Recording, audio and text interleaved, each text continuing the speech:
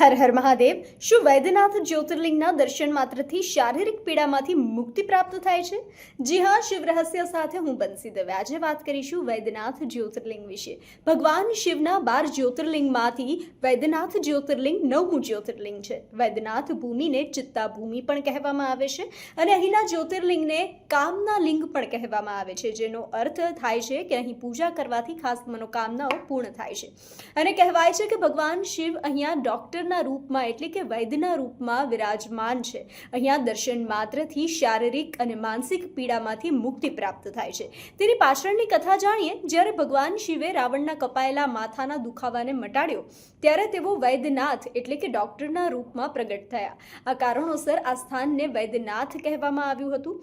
જે કોઈ ભગવાન શ્રી વૈદ્યનાથને અહીં ભક્તિથી અભિષેક કરે છે, દર્શન કરે છે, તેની શારીરિક અને માનસિક બીમારી ખૂબ જ જલ્દી નાશ પામે છે।